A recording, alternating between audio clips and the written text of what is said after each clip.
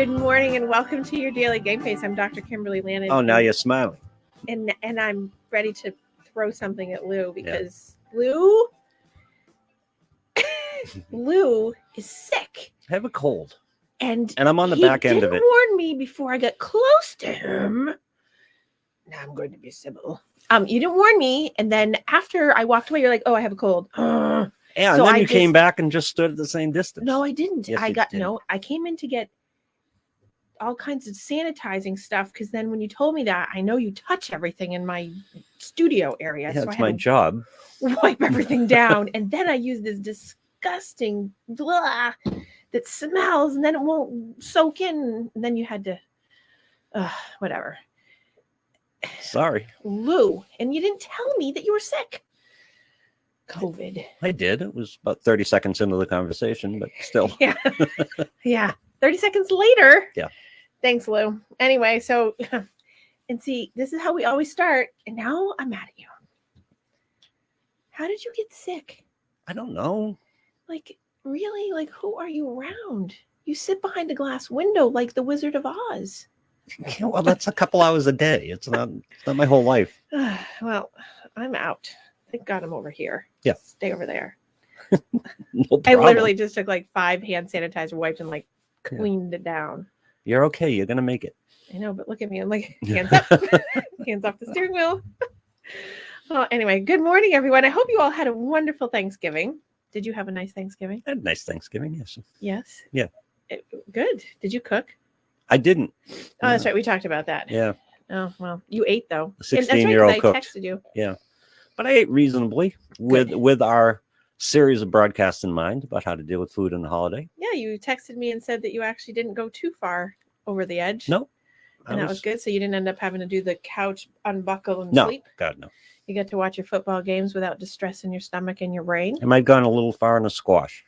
Did you eat a little too much squash? But not while I could eat the squash. It's better than going too far on like stuffing. Right. Right. And it wasn't butter laden. It was just nicely done squash. Good. So it didn't have cinnamon and brown sugar in it, right? No. Good. Ugh. Marshmallow. No marshmallows. Well, this is what people did. You have a problem with cinnamon and brown sugar? Inside your squash? Oh, yeah. I understand. Really? Cinnamon and brown sugar are great for other things, but not inside your squash. I know that's like a thing, but That's how you do acorn squash, though. A little olive oil on the outside, a pat of butter, and that's it. And a sprinkle of brown sugar. No. Just a sprinkle. No. Okay. No. Yeah, no more from now on, I guess. I've converted you. Yep. So anyway, now this is a whole new start. December 1st. Mm-hmm. It's freezing here in studio and outside, but it's nice and sunny today. Freezing is harsh. You're harsh. I know. Let's just put it that way. You're harsh. All right. It is very cold in here. Don't worry, I'll start sweating and I'll take this off. Okay. But nonetheless, and there's a blower over my head. I'm not sure. Did you know that this blowing on me today? Yeah, you don't care. No, I care. It's just the same as it's always been. Well, maybe I'm just perked up in my ears today. No, the heating system in this building is horrible. See, so I'm right. It's cold. So this week we're starting the series of going into the next holiday, and also happy Hanukkah to people that started on Sunday evening. And so it's Hanukkah and Christmas. And then we go into New Year's. So this is the back half, is what I always consider the back half of the emotional stress, money, emotional stuff, spiritual stuff, because of the holiday meaning, and all the different pieces that are not the same as Thanksgiving. It's like, the opener is Halloween. Thanksgiving is the food fest. And then now comes the social, the financial, the spiritual, the grieving, all the things that come up in December that then spring you into, I'm going to make all these resolutions and transform my life as of January 1st. So from 1 month from now, everyone will make all these wonderful things in their head that, as I've said in the past years, what are we doing with those resolutions and are they really good for you? But we don't have to talk about resolutions necessarily today, but it's like, how do you set yourself up to come into your new year without it being like, I'll wait for another month to make it happen? It's more, how do you have your best life today so that you don't have to wait till the 1st of January? Yep. Right? think this is the year that I'm ready to officially declare I don't like Christmas. Oh, jeez. Okay. On that note, I'm gonna blow my nose for a second. Yeah, Excuse me. that's fine. Okay. Now I'm sick Well, because see, you made me sick. Yeah, in like 3 minutes. Well, How do I know you didn't bring it in? Quit, because I'm not sick. Okay. And you haven't seen me in 2 weeks. Yeah. Except online. Yeah. It's just allergies. Yeah. Being around you. Oh, okay. So, Mr. Bah Humbug, seriously, Oh, you stop decided. You just said I I'm know. declaring war against Christmas, essentially. It's not essentially what I said at all. Well, that's my interpretation of it. Yeah. Go with that. Okay. So, what is it that you said? You've I decided you said don't like Christmas. I'm ready to admit to myself, I think this year that I don't like Christmas. Why? Yes, So that means I'm not getting a Christmas present like last year. probably. Well, good thing that we keep the tradition. I give you something and you give me squat. You don't have to give me anything. See, that is not what we're doing here. See, that's part of it. That's exactly I part give of it. to give and not expect anything from you, so it's okay. There sounded like a lot of expectation in that conversation. Please. Did you ever see me ask you for anything? Just about 30 seconds ago. Oh, your cold has really gone to your head. Yeah. So why is it that you don't like Christmas now? What's the Um, problem? Let's do therapy on this. It's just highly stressful, and there's no Well, why? Because benefit to finances, spiritual, because of the time of year and people being Yeah. like whatever, nice. Well- This is the only time of year that I find that collectively many people become incredibly nice and also become incredibly more difficult. Depends. Yep. On how close we are to the actual day. Because I find that people's, and this is all anecdotal psychological evidence on my part, is I find that people get closer to the day, people get more angry or upset or agitated. But right now, everyone's like, oh, it's December 1st and it's a wonderful season and we're putting up our lights and Christmas carols and hot chocolate and paying it forward. And, you know, someone pays my coffee this morning. Like it starts, Yeah. the kindness stuff, like, and I love that. But as we get closer, I have found over the years that people start, all the wheels come off the bus. Yeah, it's like my relationship with Christmas in the past is, again, I know people enjoy it, so I'll go along. Oh. For me, not a lot of personal gain out of it, but people enjoy it, so help them enjoy it. That's all fine.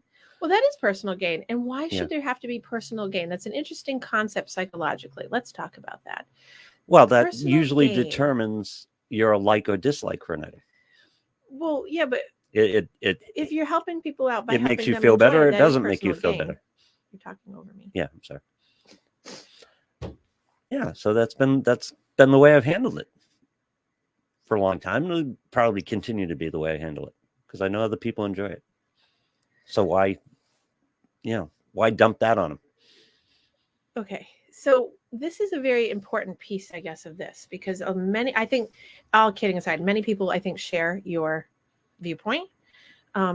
Although when they share it, I also find that in the same breath, they enjoy some aspects of it, even though they say what you're saying. But it's which thing is overriding on which particular day or whatever. And I wonder what that basis is for you, because I would imagine that speaks to a lot of people's basis of their, like, why is it one day it feels like, oh, this is great. And then other days like, ugh. So is it something that is it a financial thing? Is it a social burden thing? Is it a expectation? I find that a lot of times my conversations in the next few weeks will be about expectations, that and the new COVID strain, which will be everybody's hot topic and why they're sick. Yep. It's true though. This is what's going to come up. But what do you think that expectation is in your head? I think this year the holiday is asking more. Why? It's asking more financially. It's asking more in my personal life. It's asking. Well, clearly, I just said, give me a gift, so I expect that. It's true. There you go. So clearly, it's just taking a bigger chunk. Seems to be taking a bigger chunk this year. But why? Is it because COVID has changed? And so now this year people are back together, so you feel more pressure? No, my girlfriend and her daughter enjoy Christmas. So it is like all over the house now. So I can't. Oh, you are such a Scrooge. You see, there's no need for that. It doesn't make me a Scrooge. Oh, you're very sensitive today too. God. Lou. Yes. So did the decorations and all those things bother you? father is strong. Wow, you're just contrary today. No, I'm trying not to be called a Scrooge. Okay. Because maybe I want a little more routine in my life. Okay. So for you, like many people, the holiday, right? Mm-hmm. So these are all good topics of this, because this is a constant thing for a lot of people. And by the way, today is December 1st. Yes. And this has been a thing now for 3 or 4 days. It's like, it's not even December. It's just December when I woke up this morning. Okay. I'm preserving my... So it's not like December 15th, we put some decorations up, everyone has a good time, has some eggnog, and we move on. If people aren't watching, they're just listening. I'm just, I'm collecting my thoughts as I'm watching you and itching my eye, because apparently I'm having allergies. Yeah. I'm allergic to you. Okay. So I don't know what I was going to say because you interrupted me again, but I was going to say probably something along the lines of, I think that many people share in some of your thought process, because I certainly come across this in my office all the time at this time of year, about it's an expectation, is like the social expectation versus your own personal expectation, your own wants versus the social wants. It's the cognitive dissonance. It's the conflict between your personal thought process of how you expect things versus the world around you. So now you have your girlfriend and her daughter, sorry, and their expectations are butting up against yours. And so now you put families together, right? Everybody has different expectations. Like I was laughing the other day, like I came home from my little vacation last week, and like half my street was lit, right? And it was not even December 1st yet. So everyone's trees are up. And I imagine that, last year, I remember in full blown COVID, I remember people's trees being up mid-November for, variety of reasons. And there was a big psychological research study that came out. I think it was a couple of them actually, but it was a conglomeration of them after a while, of like how if you have your Christmas tree up and the lights and all that stuff, how it actually pushes your endorphins and gives you dopamine rush and all these things. So there's a benefit to the celebration lights to being up, because people have that, whatever that good feeling is that you want to call it, or someone else wants to name it. But for other people, it's a sign of distress or agitation, or it's too early, or it's, some people like to, put the tree up the day before Christmas, take it down the day after Christmas. There are people that do that. I know people that do it Christmas morning. Isn't that crazy? Put the tree up Christmas morning? Christmas morning. Yeah, no. Yep. I have 2 clients that put the tree up Christmas morning, and I'm like, and they have kids. And I'm like, wow. But, to each their own. Yep. And then they take it down like 3 days later. And it's not an artificial tree. So because putting the tree up is another opportunity. If you have kids, right, it's another opportunity with your kids. Mm-hmm. Yeah. Oh my God, you just said something positive. Woo, win. No, there are positive aspects of it. Well, we finally got one now. So let's build on that. Yeah. So the activity, and now I have to giggle because I'm like, oh, in my house it was never fun. But the activity of putting up the tree together and hanging ornaments and doing all those things, and whatever a tradition is, maybe people watch a movie, or they have their cocoa, or they have a pizza night, whatever it is, that's a great opportunity for people to have bonding. Yeah. And if you don't celebrate Christmas and you celebrate Hanukkah, I mean, I have such a large spattering of people who celebrate Hanukkah and Christmas. So the traditions around each are so different, but yet so similar, because it's really about the family spending time together and doing something, healthy most of the time, to be together.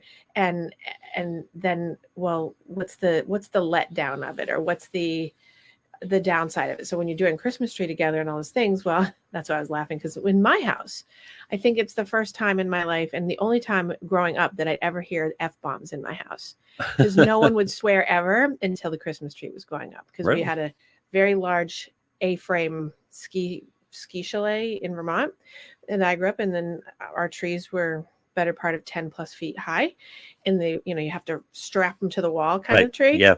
And and so Christmas tree setup was a stress point. It was, it was a lot of screaming and yelling, and so there's that. And I know that still happens because I still have clients come in and tell me about how horrific was the Christmas tree. Oh, sure. Yeah. So, and I think that that's where the industry has taken flight. And I actually now have one of those things. You just drop the tree in, you do the little levers that push the thing in and hold it, and you don't have to swear at all. And it's done in less than 30 seconds.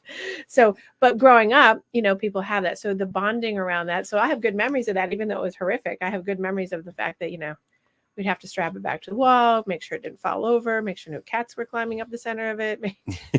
Yeah, I know that one. Right. So I think that the bonding time around that is great, but I think that the psychology of the holiday spirit, and this is what comes up a lot in my office, is like that people are so financially strained, or people feel so obligated for a lot of things that are really outside the actual meaning, which is why people like Thanksgiving, because there's no gifts and there's no hoopla for other than food, that it's a little bit different. So it's psychologically less pressing on a person.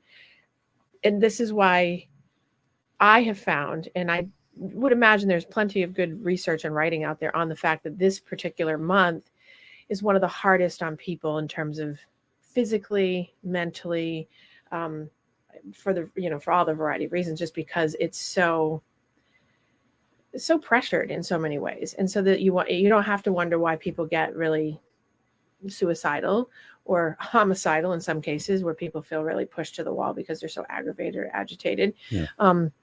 And not joking. I mean, look how people get in mall parking lots, or look how people get so agitated when they go to the mall. Even now, fighting over parking spaces. And I tell clients, because they'll come in from the mall and there are sessions right after, and like, thank God I have a session with you. I need to talk about, and like, who can, if they want the parking spot, just let them have it. Just go to the next one, right? Yeah. Meanwhile, occasionally I'll be like, oh, they took my parking spot. That's a snow on the roof, snow accumulating on the roof type of situation, because if you are stressed by this holiday, yes, you are triggered constantly. It's a constant barrage. Yes. Of Christmas, from the decorations outside, decorations in your work building, decorations at home, Christmas commercials, music playing and all Christmas music. Yes. Well, so the parking lot, and as you know, with most conflicts like that, especially with things like a parking lot, it's not about the parking spot. No, it's an accumulation of things that got to that point. That came up to that point, and that person taking your spot is just the symptom of the problem. Yeah. Right. Absolutely. And that's the point, is realizing that person taking your spot, or the inching in on you and whatever, and your agitation level isn't really because of that person. Realizing that you got to really check in now, December 1st. How do you want to live the next 31 days of your existence? And if you, some people fly through this and it's like amazing. But in my business, I don't see that. So because I have a self-selected group of people that tend to be a little bit more anxious, a little bit more agitated, a little bit more this or that, and they're working on some of their stuff, not all, but many. And I think that's pretty representative of the bell curve of the general population. So I think that from now until the 31st or the 1st of January, actively, mindfully being aware on a day-to-day, how do you want this day to look like for you? How do you want it to feel? What do you want to get from it? Given that, are you buying gifts today? Are you going Christmas shopping? Are you going food shopping just for your daily week stuff? Right. So what does it really look like for you? And how do you want to be, as opposed to kind of mindlessly going through the day and then happening upon all these little places that you end up going, and there's a line at the post office but that you don't usually anticipate, or so being really active in your head going, I'm not going to react to these things, so that I don't mentally unroll myself. Right. That's the saving grace. Right. Where you look at that and you say, well, this is a temporary situation. Right. You got to get through the month, and it's inevitable. So you might as well enjoy it. Why take it all on? Why get agitated by it? Well, and I think that just doing that on a day-to-day basis is so important for people, because people take these big chunks of time, like, okay, this weekend we have 2 parties, and then next week we have, instead of it just being like, well, today, just do today, and slow yourself down, because this month is so intense with so much. I mean, how many parties are you going to? And because last year it was nice and smooth and calm for most people, really, because there was nothing. So people enjoy that. I know. See, I know. But, and here's where it revs back up, right? So we have, there's so many pieces to talk about this in earnest, that there's so many downfalls and pitfalls that holidays bring, this particular holiday, because there's such a heightened sense of expectation of self and others, which is kind of why I tongue-in-cheek threw in that, like, what are you getting me? Yeah. Because there's an expectation that people have, even if it's unsaid, that there is out there. And that's not just of money and gifts, it's of time and of love and of compassion and all these things that are out there that are supposed to be, versus if you just take today. What is today? You're working today, you're going to go to the store later and go to the grocery store, you're going to get stuff for, so you're not thinking, oh my God, I have to plan that table that has to have everything perfect in 3 weeks, and Aunt Sue and Uncle Joe and mom and dad and grandpa and grandma and all the 17 they're all coming over, and we got to put, I have one client that has to put like all their furniture that's really nice, like they have to store it because people bring dogs to their house and allow that. I mean, there's like all these pieces and plans that people go through that become so stressful. And my resolution to things like that is tell the people they can't bring their dogs. But then it creates this thing of, well, I can't do that. Yeah. Well, but you're stressed about your furniture. It's your house. Why can't you say no? I don't want to hurt someone's feelings. But you're being boundary crossed because it's your home and you're allowing them to come in with their dogs and they're not containing their dogs. So therefore, why? Like, and this is like the normal kind of things that you hear about that people make provisions for, that sacrifice their own personal integrity of choice and will and want and need over the holiday. And instead it's just like, well, why not just speak up for yourself and say, I don't really want that. But people get very caught up in, I don't want to hurt someone's feelings. And then it turns out to be the talk of the Thanksgiving table next year, that, did you know what happened last Christmas with Uncle Sue and Uncle Joe and Aunt Sue? I mean, so it's such a tumultuous time. And so I think going back to just being mindful, which means being aware of today. And if you have something at this weekend, for instance, you don't have to be worried about it. It's just like actively try to plan like how the day will go for yourself today to get you to that day. So you're not all worried about it or stressed about it or what it looks like, because it's just overwhelming. And then it consumes the day that you're in and you forget what happened today. One of the things that I deal with on this holiday, and I hate to go back and give any weight to things that happened in childhood, because supposedly, hopefully I'm old enough to have dealt with them, to mitigate them to a certain extent. But Christmas in my house was always very material. Mm-hmm. It was love equals money, or money equals love type of situation. And there was always a pile under the Christmas tree. Mm-hmm. And it's like, I don't know. I liked it as a kid. Right. But, and I think that's still really common, is that I've just had this conversation recently. So that buying of the present is very important, and getting the Christmas gift right is very important, because, that's your standard of love. That's your test of love. Well, and so I was just going to say that I've had this conversation multiple times over the past week about how the amount of money spent doesn't equal how much one is loved, or if one gets more monetarily wise and in number, that doesn't mean that you have to equal it out over there. But people work like that. That if you spend 400 here, you have to spend 400 here, and or that it has to be equivalent size, and that equals love. I think that's very common. I hear that a lot, and I certainly grew up like that. And I try not to do that. I try to keep it, but we all fall into the trap. But I actively, with mindfulness, try to think about it all the time of like, okay, it is what it is, and not have to like scurry about that around and be like, oh, I got to add one more thing in, and that one's not even, and that one's not equal. But it's very hard because you get wrapped up in expectation. And it's not enough. You're handling it, though, because on the other end, that expectation may exist no matter how well you handle it. And that's the thing is, because, certainly there's been scenarios that I've seen in my practice and in my personal life as well, and I'm sure you have too, is that you give gifts and you can still see the disappointment, like it's not enough. You're like, what? Well, I just spent $1,000 on you and you got everything you wanted and you still look disappointed. Right. Yeah. And so, on a psychological level, many times if we're just doing clinical talk here, is that if I'm sitting in my office with someone, it's often rooted in people who have had disappointing holidays, or they've been let down as children, or they've been promised, or there's been an expectation that something will happen and it doesn't. So there's always this hope for reciprocity or hope for like giving. I mean, I have a lot of kids in my practice who are not kids, but like teenagers and young adults who have been strong roles in financially supporting parts of their family because of where, you know, my catchment area is. There's a lot of people who have kids working and they help provide. Yep. And the disappointment, we talk a lot about how they will be giving for Christmas a lot. And their expectation is that they were hopeful that they'll get stuff that they want, but they know that they probably won't get, but they're expected to give, but their get will be. And so the holiday doesn't become about what we try to talk about is, you know, feeling the good spirit and feeling like you're giving and not worrying about what you're getting back and things like that. Right. But it really becomes about the sadness it creates because there's a disappointment and giving and getting equals love somehow. And that if you don't give enough, that's a condition of like love given. And if you're not given anything, that's a condition that we don't love you a lot, or it's measured in how much. So that's what it gets caught up. And I think people get so sad. So you see that time between Christmas-ish Day, Eve, and New Year's where you have a higher rate of suicide because people get so much let down. Yeah.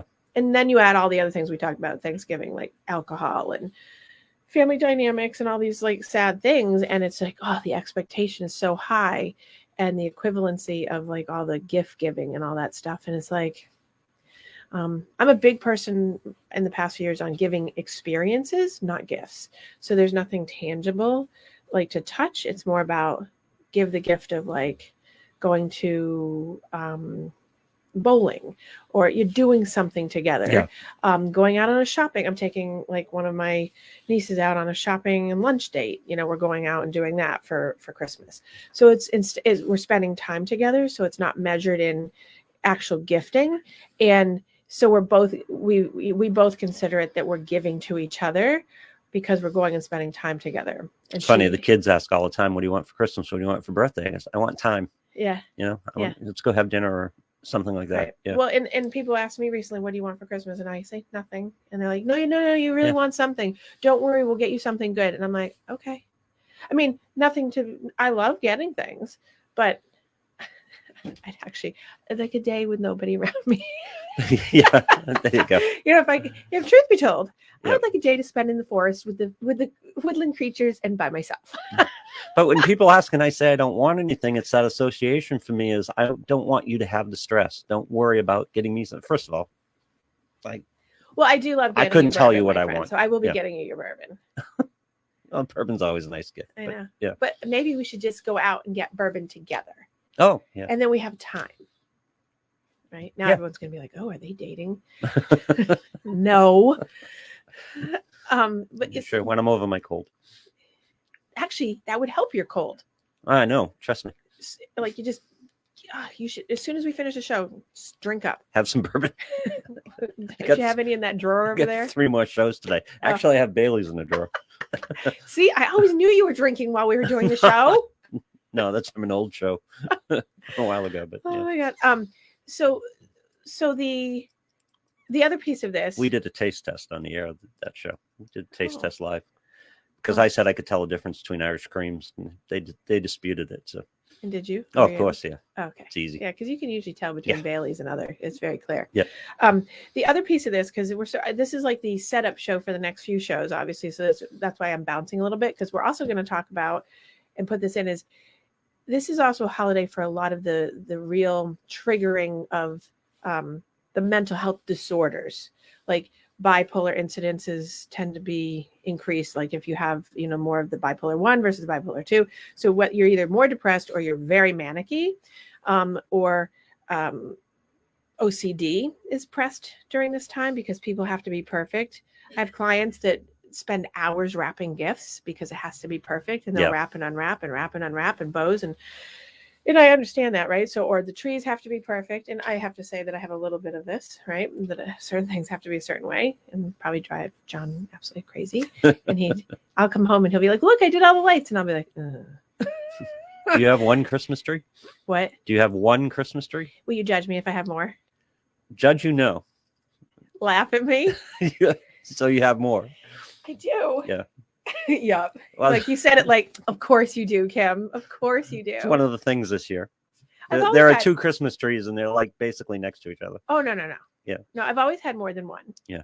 And they're different sizes and they're allocated for very specific things. Yep. Right.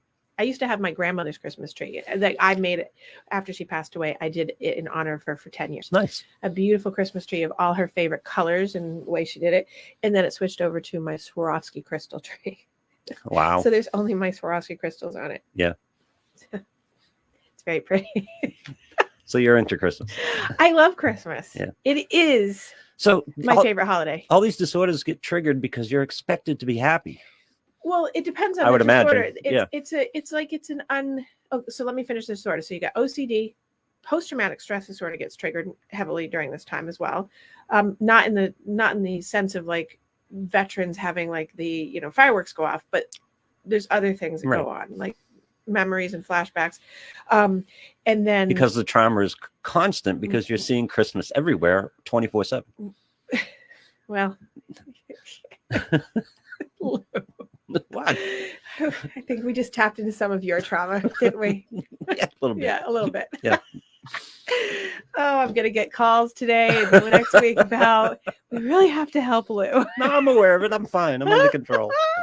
I'm like hitting all the cylinders for you today, aren't I? I'll be fine. It's only a month. I know. By next show, you're gonna be on the floor, and I'm gonna be like Freud, going like, "Let's talk about that with a pipe hanging out of my mouth." In fact, I'm coming Don't through tell me you're past anything. No, Oh, I'm coming stop. through the resistance and giving into the surrender. You're at this killing point. me. Yeah. Okay. Uh-huh. Okay. I'll make sure I wear my Star Wars gear next week. Yeah. Oh my God. That's all good. And then also the substance abuse disorders. So opiate use. I don't know if you saw this week. The new release of the opiate use around fentanyl is up 64% From year over year. From last year and the year before up. So it's a total of 64% use. And that's crazy because, like a grain of it you can die from. So, and the overdoses and deaths from it are just on the rampant. And this is a time when people are also, substance abuse is up. So it's already up because of the pandemic, but we add in a holiday. And so you add in the holiday push, which is all the things we're talking about. Plus, if you have a pre-existing disorder like anxiety, depression, bipolar, schizophrenia, any of the psychotic disorders or anything like that, then you add in a drug or alcohol. Yep. But particularly the opiate use and the, if you haven't seen Dope Sick, you should watch it. Oh, okay. Have you seen that yet on Hulu? No. I highly recommend it because people don't understand like the whole OxyContin thing. It's a very, very accurate, spot on, well done thing on the Sackler pharmaceutical company and OxyContin that Michael Keaton did. And it's spot on around how people have become addicted to OxyContin and the epidemic of opiates. But that would also explain a lot of like what I'm talking about this holiday time and how people either are alone and they're already in addiction, or they're struggling, or they're homeless, or there's other things. This is a great time of year to be mindful of. There's ways to help people, and you want to find ways that you find Christmas or Hanukkah or giving spirit for the month is really being mindful of people who are in need of help. You hear my allergies? Like it's you. How am I responsible for your allergies? I'm just allergic to you. Yeah. And the opiate use in combination with all the pressures as well is, I'm imagining and predicting out, just because I work with a lot of people who have addiction, that there will be an increase of issues in the next few weeks, which I'm sort of prepared for. That it's going to be, I'll get a lot of consults on this because people will be struggling because of the holidays and because they have nowhere to go, or they have been relapsed and beds are filled in the hospitals. And like, this is that kind of time of year. People start going into the hospitals because it gets colder. They don't have anywhere to go. They overdose by accident because they have nowhere else to go. We're talking about Christmas and holidays sort of tongue in cheek on some of this, but there's this other really significant piece that's a mental health concern because it's a big issue. And so if people are looking to help out your own self and have some altruism to help others. What a great way to help. Go to a homeless shelter, give back, feed, do a Sunday morning this week. Everybody's looking for people. Even in the pandemic, they're asking for volunteers at this juncture because there's so many people that need. Certainly there's local places all around the country that are asking for, help with families who are struggling because of the pandemic, or people that are legitimately out of work and can't get a job. And it's not because they're not trying or not looking, or they're relying on PPP, Yep. They're real, there's some really great ways to give back, so that it kind of gives you a sense of peace. I find there's nothing better than giving to things and then not knowing you've done it. Yeah. Like, I like doing that. This is the time. I do it a lot anyway, but I like doing it at this time of year because I know I always know what the response is, but they don't know who. And that's wonderful. What a great way. Like, that's such a nice thing. It's better than, the Christmas morning giving gifts and everyone doing it, to me. Yep. So I think that helps you, but it also helps so many people that are struggling. And it gives you a sense of, when you're reminiscing at this time of year, because that's what people do around the first of the year. Like, how was my year? What is my life? What have I done with my life, etc. It gives a good spot for you to say, oh, I've actually been doing good things this year for the world around me and the community. And encouraging kids. I think getting kids, I've gotten a lot of kids into volunteering this year as the pandemic has changed, not, gone away, but, there's so many places looking. Animal shelters are looking. Libraries are still looking. Homeless shelters, the Salvation Army, like, everyone's looking for people because and they'll take kids 15, 16, depending on the place, and some places will take little kids as long as they come with an adult to help. So what a great way to not just be up in the melee of the insanity of the holidays. You're making me sneeze. Let me sneeze. It's not my fault. You're making me I'm not taking responsibility for that. Itchy nose. Now it's all of a sudden the heat's boiling in here. You made me sick. Same room. You made me sick. Yeah. So see, we have lots of pieces to talk about. Yeah. It's just a stressful period. See, you're so stressed about it. Yeah, I am. So why are you so stressed? Because you would be probably represented. And it's almost worse when you have people in your life who love Christmas so much, because their expectations are higher. They're looking for this great experience that you're supposed to provide. I have a client that the past 2 Christmases, it didn't go well for him because he didn't anticipate what the right gift was or the right gifts were to give to the person in his life. Part of the stress. And they almost got divorced over it last year. Well, literally. Yeah. And the whole over the Christmas present? Over the Christmas present is a symptom of the problem. Yeah. Of course. Yeah. Right. But but that's really what it was about that, during the time. But the divorce was the culmination of the person that's my client not understanding or reading the room right, as how to anticipate what the needs of the other, and really understanding as a theme in the life, not just as a Christmas. So let me ask you. But wait, So on the other side, I held the responsibility on the other person also to say that person has to be really specific in asking for what they need. And that's one of the things that couples don't do, and people don't do in general, is people expect others to mind read, and you have to train people to know what you need, not expect them to know. So if you don't ask and you're not clear, then you get what you get, kind of thing. And it's like when people say, well, you should know because if you loved me, you would know. Yeah. Well, that's kind of loaded. I think if you know a person for many, many years and you're very intimate in terms of knowing them, and you know what they like, and then yes, there's this level of that. But it still has to be that a person who wants something and they've never expressed it, then they have to express that I would like this, I need this, so the other person at least has it in the back of their mind so they can work on that in their head. But a lot of times you get these positions, and Christmas's highlight for this is the disappointment comes well, did you get everything you wanted? It's like in Christmas Story. Did he get everything he wanted when his dad asked? And he's like, well, yeah.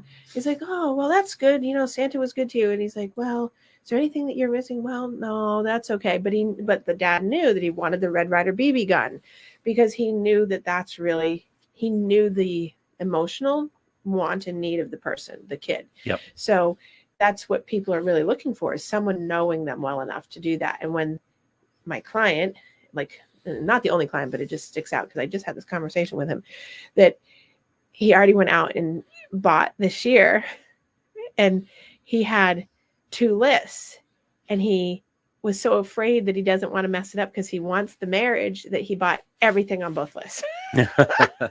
Yeah. And I'm like, well, is there, and I said, this is kind of a pitfall area for you possibly, because what if there's something that's not on the list that you haven't anticipated because she's really looking for you to go outside the list? Yes.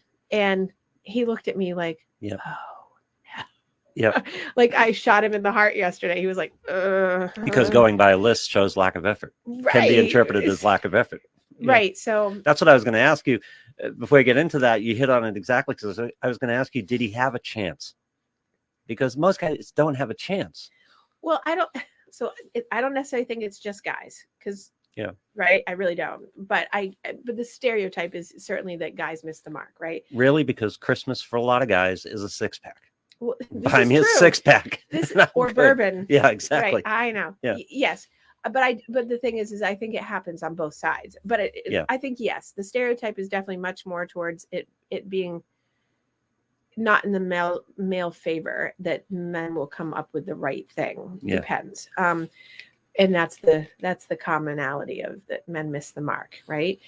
But that's what I try to help couples with, is you have to tell each other what you both need, and then if the person then doesn't meet your needs and misses the mark, then you have that conversation kind of thing. Like, that was disappointing because I actually asked for what I needed, and then you got me, a blender. Yeah.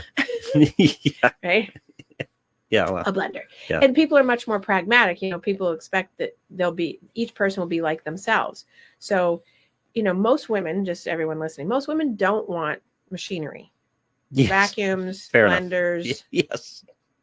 Right? Yeah. Hand mixers. Yeah. Except for the KitchenAid. I got one of those. It was amazing. Yeah. But my grandmother gave it to me. But women want things typically that are emotionally content laden. They're meaningful. They have some kind of, jewelry is the kind of stereotype, right? But it has, like, the necklaces and the rings and the jewelry that has meaning, like it's a heart, or it's infinity, or means something special to them. Or something that's special, that not necessarily jewelry, but it's something that, oh, I thought of you because I know you love hot chocolate. So I bought you this mix that has this thing. Like, so you go out of your way to think about the interest of the person, versus I got you a pair of mittens. Yeah. Or I got you a scarf. Nobody wants mittens and a scarf. But jewelry is a good example, because you can hit on the jewelry aspect Mm-hmm. of it if that's what works for a woman, but there are a billion different choices. Right. Well, that's a billion minus one of them, which is wrong.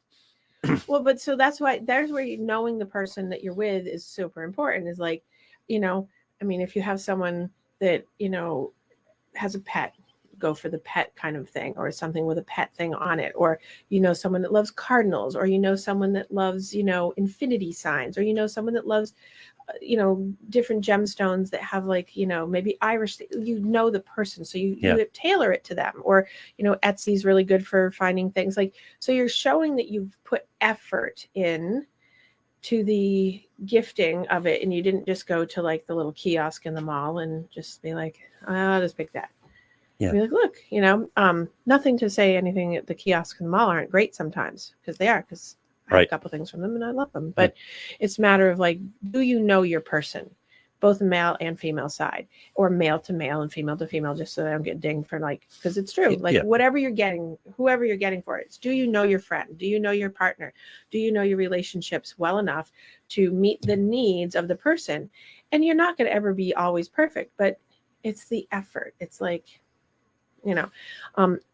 the personality disorder people struggle with this because it's never enough. Like, if you have a lot of narcissism and damages from growing up of, like, feeling like you weren't nurtured enough, or people didn't love you, or whatever, the cup will never be filled up enough. So it's like, you could give, like, thousands of dollars worth of gifts kind of thing, and it's still like, that's not what I wanted. Yeah. It's so it's very hard to be in relation with people who are heavily personality disordered, or even have a streak of it in them, like narcissism, borderline personality disorder, which is histrionic, very dramatic person, because the needs, that's all a need-based push of a disorder, and it's hard to meet those needs. Yeah. Because it's almost like you're never going to be able to meet that, because you can't get their cup full enough, because their cup isn't already half full. It's almost depleted. So you're only helping it a little bit, and they're always draining. And their self-identity is about being disappointed. Or essentially, in many cases, right? It's always about like the insecurity or the sadness or the pity.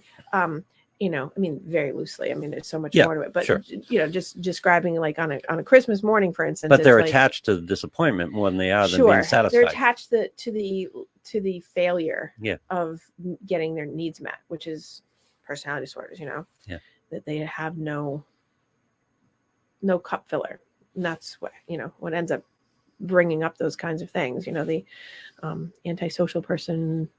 The schizoaffective person, the person who has no affect or minimal affect to things, it's all the same. It's that, there's pieces of them that are different, but certainly that lack is there. Is someone typing? Because I'm not seeing. No, I'm just checking. I saw you That's looking. what I was checking. Yeah. What are you checking? I was checking to see if there were comments. No people comments. Who are listening, if you have comments, you can put them in there. Nobody has comments today because we're. Well, Joseph said good morning. Good morning, Joe. Yeah. I did see it pop up on the screen. That's because we're bantering today. Yes. So I would say as we come into the next few weeks of really working on, like, if you have anxiety, you have OCD, you have depressive issues, right? That really being so super self-aware of like how to take care of yourself on a daily basis during this time, because this is a really hard time of year for people. Doesn't matter what part of the country you're living in. It's really about the season of the holiday, and many people try to opt out. I've had several people, so I imagine if I've had several in my practice, that this is going to be out there in the world of like they're just not doing anything. Like they're not doing anything for the holiday. That's it.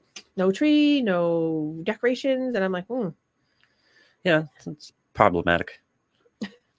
Well, because again, you have other people in your life, and chances are at least a few people in your life really enjoy the holiday. Well, so you want them to have that experience. Well, and that's the conversation I've had with those people is like, well, what are you going to do about the other people? And they're like, nope, we've decided this is how it's going to be. And I'm like, this is going to, because again, the needs of others, but this is how people are handling it. And in particular, a person with PTSD this year, in normal years gone by, they've done all these things, but this year there's like, I think in the pandemic hasn't helped this, is that it's like, well, we didn't do a lot last year and we were fine. So the new normal. Why bother doing it when we are fine? It's, we could just go to nothing. So it's, I imagine, I didn't say this to them, but I imagine that they will change their mind. And I am almost sure that those particular people will change their mind. It's just a matter of like getting into the spirit. Now, going back to what I was saying before, if you're a churchgoer, now that lots of churches are back open and people are going, certainly that's also a place to go and get some kind of peace for people, like to have their faith base. Now, going back to growing up years, my growing up years in my religion were very heavily based in, it was more of a fashion show at Christmas than anything else. So that was a very large memory for me, is that it wasn't about what? It wasn't about the church itself. No. It was about. So we were both raised Catholic. Who was wearing what, right? Who was wearing what, and how the church was filled more than any time of the year because all the people that didn't come to church. So I would hear lots of judgment about how all these people that didn't ever come to church were coming to church at Christmas. And I mean, so it was always very, humorous to me that like it was the antithesis of what the church is teaching, of like being kind and compassionate and non-judgmental. But I'm one of those people. About the only thing I retained from my Catholic upbringing is that I might do a midnight mass. I kind of like it. And but it's not because of because it's absolutely gorgeous usually when you go, right? Yeah. But So, well, I have found a lovely church near me that has a beautiful. I don't experience it like that during the year or at Christmas time, that it doesn't do that, or it was very different than my childhood. So that's a good thing that it doesn't have, because that's how I remember my childhood. It has nothing to do with maybe the Catholic Church. It just has to do with people. It's a fashion show. Yeah. It's an event. I know. So it takes away from it. So I have encouraged get dressed people, up, go hear some Latin, celebrate the holiday. Right. Yeah. Right. And and there's so many other aspects that we can talk about there. But yes, and I think that if you have a place to go, and be in a community that is healthy and happy and you enjoy it, I think that's, and it's open and it's back open. What a great way to get yourself into a spirit and not feel like you have to do all these extra things. I know some people feel very pressured, like around money with that or things like that, but there are plenty of churches and places to go that are healthy places of worship that you can find across the religions. And there are a lot of welcome events in those churches and elsewhere in the community that you can take on that aren't necessarily religious. They'll have a dinner or they'll have something, but it's community. And that's the thing, is it finding community at this time. And so if you're not on Facebook or Instagram, and you don't know where to go, Facebook and Instagram are really good because they have all these groups now that you can join, and they will tell you about your local community events. You can join your towns around you in your town, and they will tell you what's going on a weekly, daily, whatever. Or you can join the Facebook pages of the churches or the community centers or the senior centers or things like that, because so much is really offered even in the pandemic coming out of it. Are you okay? I'm fine. Okay. Between you coughing and me sneezing.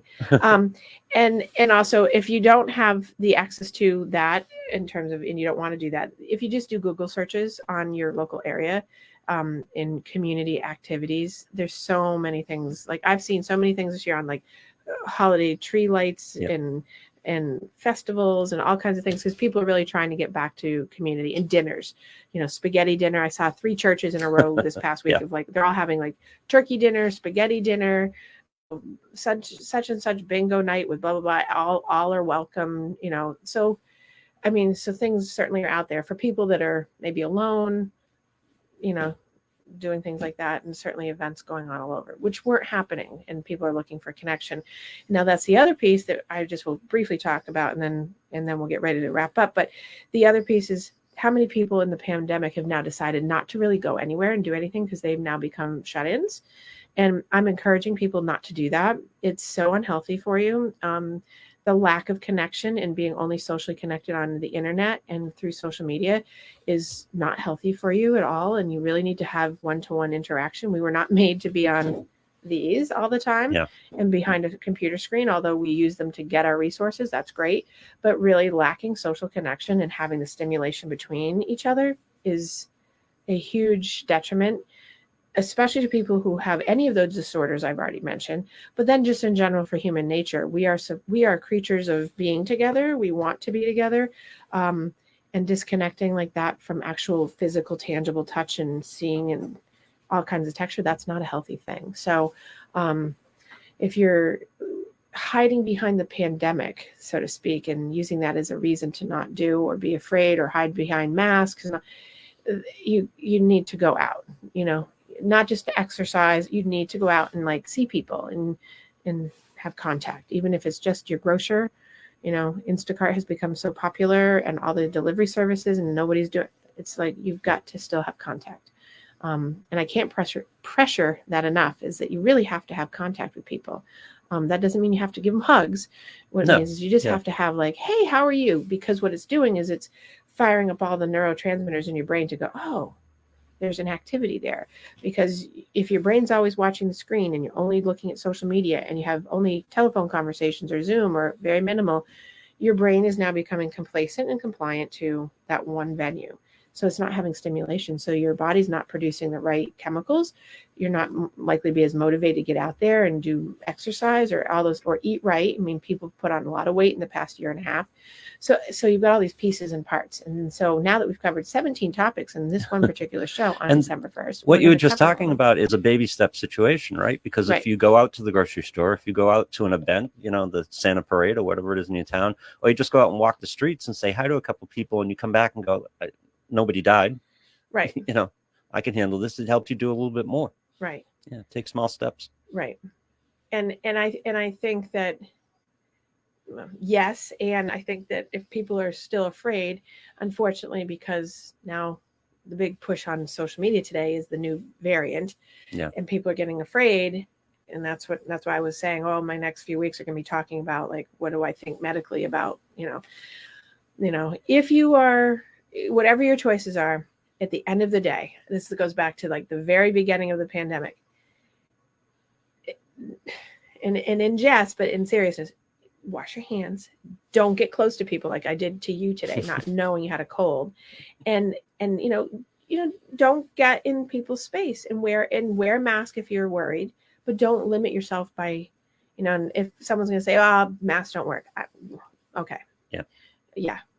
In my opinion, medically they do. And so there's a reason why for centuries, lots of places around the world have worn masks and don't have lots of illness. At the least, they don't they're hurt. Wearing masks. Yeah. At the least, they don't hurt. Well, exactly. Right. And so instead of being a recluse, go out, and just, do whatever you feel that's going to make you be protected. But, make sure you do all those things, like wash your hands. Just wash your hands. Don't lick anybody. Lou. Don't what? Don't lick anybody. That's no fun. So I think that there's so many pieces to the holiday, and I want people to have their best healthy lives on a daily. And I think if you do take baby steps, take it a day at a time, not take the whole month and go, oh my God, here it comes. Yeah, and this is a good month to to practice the being in the moment type of thing. Yes. Not to be overwhelmed by the holiday. Right. And just it's December 1st. Right. Deal with December 1st. Right. And remember that there's 31 days, not 25, because people get to the Christmas and then it's like the week of letdown after that. And we didn't even touch on that today. It's that week in between that really becomes now it's over, because it's the post-party letdown of like, oh my gosh, we've done all these things and now it's all over.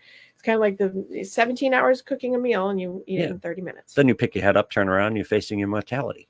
Right. Because another year is out. Another year is up and another year's passed. And so this month is just so loaded with so many things. And that's why I said, oh, it's a free-for-all today of like getting ready topics for the month, because there's so much going on for people. And it's so well shared. There's someone outside our door. Can you hear them? I can hear them. They don't know I have a cold either. I'm telling them. I'm telling them. All right. So next week we will be focusing on health and wellness topics that are something related to today. Yep. And I will focus in and keep it more specific. We'll keep it on track for the holidays. I will keep it on track for the holidays and coming into the new year. And Lou, you feel better, my friend, and you stay away from me. I'm getting better every day. This will be gone by tomorrow. Yeah, of course. Now I'll get sick. Thanks. So if I'm sick next week, you all will know why. Thanks, Lou. You can blame it on me. All right. So you guys have a great week, and please make sure you go back and listen. If you missed the last 3 series of my Your Daily Game Face, they were all about eating and healthy eating, and that would be very relevant to the next couple weeks too. So, all right, you guys have a good week, and I will see you then.